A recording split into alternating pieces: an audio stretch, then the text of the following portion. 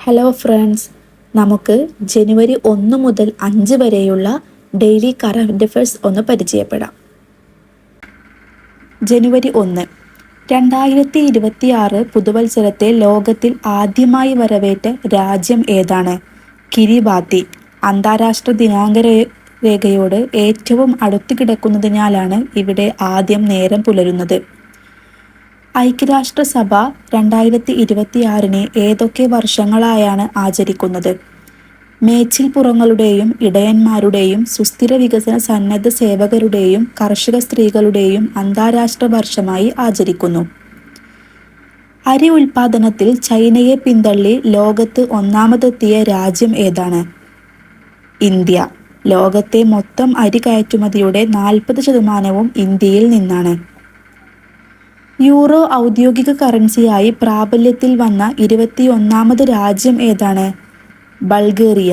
Euro ഉപയോഗിക്കുന്ന രാജ്യങ്ങളുടെ കൂട്ടായ്മ യൂറോസോൺ എന്നറിയപ്പെടുന്നു.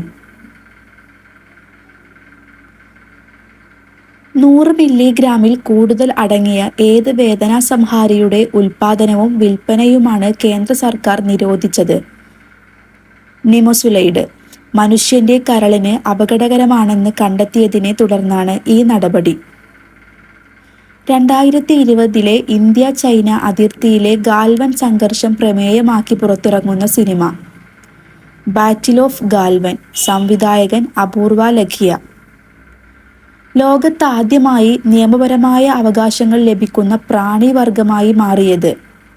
ആമസോണിയൻ കുമ്പില്ലാത്ത തേനീച്ചകൾ. ലോകത്തെ ഏറ്റവും പഴക്കമുള്ള തേനീച്ച വർഗമായി ഇവ കണക്കാക്കപ്പെടുന്നു. ഇനി ജനുവരി 2 കറണ്ട് അഫയേഴ്സ് പരിചയപ്പെടാം. പ്രധാന വ്യക്തിത്വം. 2026 ജനുവരി 2 NSS സ്ഥാപകൻ മന്നത്ത് പത്മനാഭന്റെ എത്രയാമത് ജയന്തിയാണ് ആചരിച്ചത്? 149ാമത്. ഭാരത കേസരി എന്ന പേരിലാണ് അദ്ദേഹം അറിയപ്പെടുന്നത്. സ്ത്രീ ശാക്തീകരണവും സുരക്ഷയും ലക്ഷ്യമിട്ട് കേരള വനിത ശിശുവികസന വകുപ്പ് നടപ്പാക്കുന്ന പദ്ധതി ഏത്? കനൽ. ഇത് സ്ത്രീകൾക്കും കുട്ടികൾക്കും എതിരായ അതിക്രമങ്ങൾ തടയുന്നതിനുള്ള ഒരു ബോധവൽക്കരണ ക്യാമ്പയിനാണ്. രാജ്യത്തെ ആദ്യ Vande Bharat sleeper train service ആരംഭിച്ച റൂട്ട് ഏതാണ്? കൊൽക്കത്ത.